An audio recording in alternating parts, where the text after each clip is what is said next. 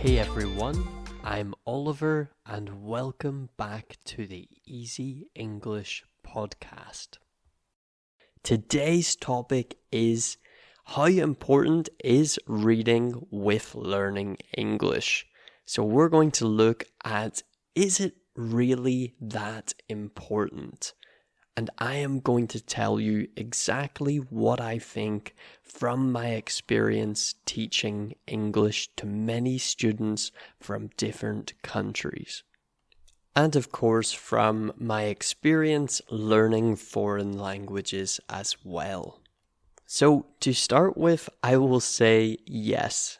I think reading in another language is essential, very important to learning the language. But it isn't so important for speaking and understanding the language as you might think. I always say, and I will say it time and time again, that you should be speaking and listening to English as much as you can. But reading is still important. Here is why. To start with, reading really helps you with vocabulary. Regardless of your level, reading helps with target languages. It helps you build and boost your vocabulary, the number of words you know whenever you read. Because naturally, you are going to be exposed, you're going to see lots of different words and expressions. Especially if this content, if this text is written by a native speaker. Over time, your vocabulary, so the amount of words in English that you know, will expand. It will grow, and you will understand more and more English. But one important thing to know is that even though you learn lots of new words, it won't help you to use them. The reason for this is that most of these words will go into your passive vocabulary. These are words that you understand, that you recognize, but not words that you use in your everyday speech. When you do speaking practice or you try to speak in English. But there is some good news here. Now that these words are in your passive vocabulary, you can move them to your active vocabulary much easier. Your active vocabulary is the words that you use in speech, so when you're speaking. And the more you practice speaking and having conversations, the more of these passive words you will begin to use. And it might surprise you. When I was learning Russian, and I still do, I learned lots of words every day using applications. I tried to learn 10 new words every single day. And over time, I noticed that I would understand these words from speech, from TV, from books, news articles, but I didn't really use these words. However, with time, when I was talking about specific topics, like specialist topics such as politics or technology, and I would try to find the right word. Eventually, one of these words that I had learnt would pop into my head, and I would use it. And I would gradually start to use that word more and more in my speech. And that is the magic of reading in another language. When we read in another language, we see the words in context. So we see the words around it and how it is meant to be used. And when you're speaking, you might find yourself coming across some of these contexts. similar sentences or environments. And at this moment, you might find yourself using such words. Another key reason for learning through reading is that reading and grammar are closely connected. Learning and memorizing grammar rules can be boring. However, grammar is of course essential in learning a language because without it, it's hard to speak quite fluently. But the good news is reading and grammar are closely connected. With reading, you will start to see grammar patterns.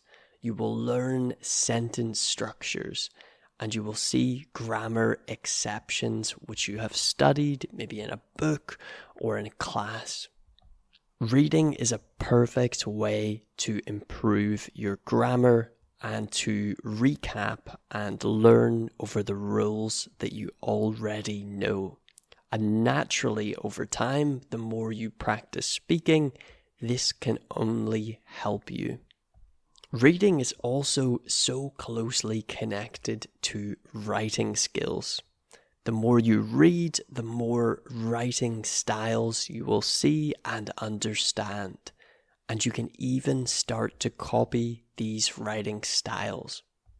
But there are many other great reasons for reading in another language besides simply improving your grammar or learning new words.